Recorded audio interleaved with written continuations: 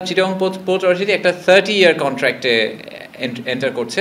So construction plus 30 ইয়ার construction করতে আমাদের estimate হচ্ছে রাফলি 3 বছরের মতো সময় লাগতে পারে, বাট প্লাস মাইনাস অবভিয়াসলি অনেক ধরনের ফ্যাক্টর কাজ করে। তা আমাদের যাদের সাথে আমরা কন্ট্রাক্টটা করছি তারা হচ্ছে এপিএম টার্মিনালস। এপিএম টার্মিনালস হচ্ছে এপি মোলার মার্স্ক যে গ্রুপটা আছে সেই গ্রুপের একটা সাবসিডিয়ারি, এবং তাদের পিছনে আছে আপনারা অনেকে হয়তো এপি মোলার ফাউন্ডেশনের কথা শুনে থাকতে পারবেন ডেনমার্কে। They are very well known, they are actually foundation, so it's a charitable organisation. তো তারা আমাদের সাথে এই পাবলিক প্রাইভেট পার্টনারশিপ প্রজেক্টে লালদিয়া কন্টেইনার টার্মিনালটাকে ডেভেলপ করার জন্য আমাদের কাছ থেকে নিচ্ছে। যখন আমি ডেভেলপ করার কথা বলছি তখন আসলে আমরা ওনাদেরকে যেটা দিচ্ছি সেটা একদমই একটা গ্রিনফিল্ড, এখানে কিছুই নেই, একটা জাস্ট সবুজ মাঠের মতো। সেই মাঠের উপরে ওনারা একদম বেস লাইন থেকে কনস্ট্রাকশন করবেন, কনস্ট্রাকশন করার পরে জেটি নির্মাণ করবেন এবং তারপরে ওনারা পোর্টটা অপারেট করবেন।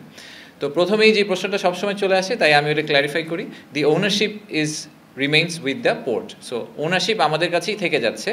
ওনারা আমাদের ল্যান্ডের উপরে নিজেরা একটা টার্মিনাল করবেন এবং 30 বছর পরে এটার একটা এক্সটেনশনের সুযোগ আছে। যদি ওনারা কেপিআইটা মেনটেন করেন তাহলে ওনাদেরকে আমরা এক্সটেন্ড করতে দিব, বাট ইভেন্চুয়ালি আসলে ওনারা ফুল অ্যাসেটটা আমাদের কাছে ট্রান্সফার করে দিবেন। So the ownership remains with us.